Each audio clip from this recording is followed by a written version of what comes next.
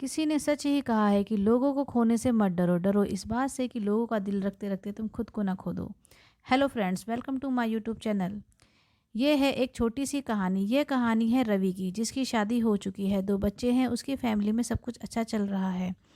वो अपने माता पिता की इकलौती संतान है। उसके मम्मी पापा बड़े ही नेक स्वभाव के, बड़े ही नेक इंसान थे, बहुत ही शांत स्वभाव के। सब कुछ उनकी फैमिली में अच्छा चल रहा था। एक दिन अचानक उनकी माँ का देहांत हो गया।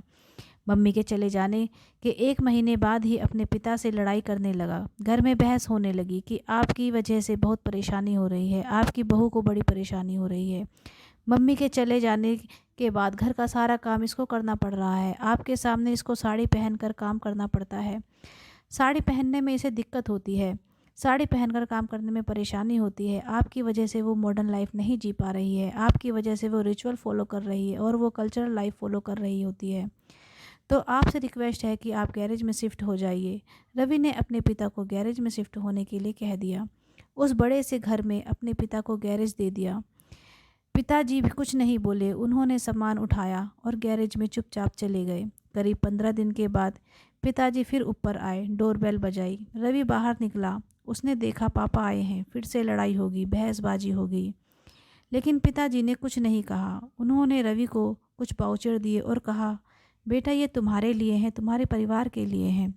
तुम बहू को ले जाओ, बच्चों को ले जाओ, 10 दिन के लिए फ़ॉरेन ट्रिप पर जाओ, आराम से घूम कर आओ। वैसे भी मेरी पत्नी और तुम्हारी माँ के जाने के बाद तुम सब उदास रहते हो, तुम्हारा मन थोड़ा हल्का हो जाएगा, बोझ हल्का हो जाएगा, जाओ जा कर के घूम कर आओ। रवि ने जाकर अपनी पत्नी को बताया, देखो पापा आज तो वाउचर्स लेकर के आए हैं। उनकी वाइफ ने कहा, हो सकता है वो ऐसे ही हमें अच्छा फील कराना चाहते हो, तुम ज़्यादा ध्यान मत दो, वाउचर तो आ गए हैं, चलो घूमने चलते हैं।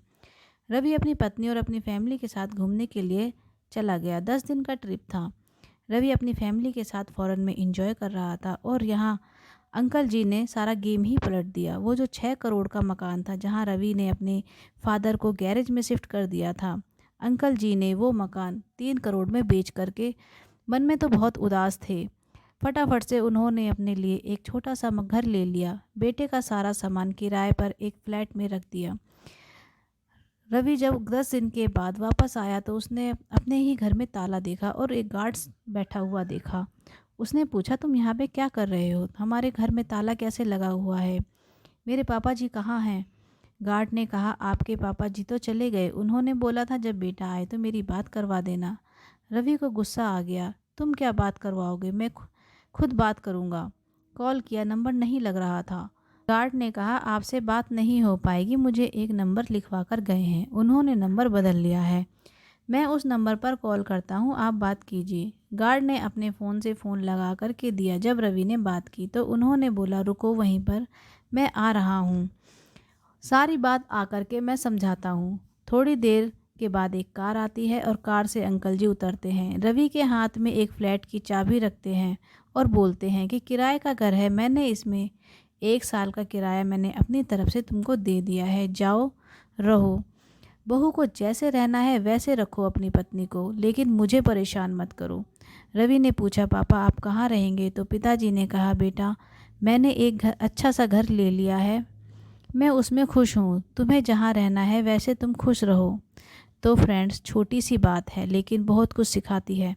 पेरेंट्स का साथ होना बहुत ज़रूरी है। पेरेंट्स की कदर कीजिए, जिससे पहले कि वो आपकी कदर करना बंद कर दें। छोटी सी कहानी है, लाइफ में फिर एक बार याद दिलाएगी। माता पिता के आशीर्वाद के साथ कर दिखाओ कुछ ऐसा कि दुनिया करना चाहे आप जैसा।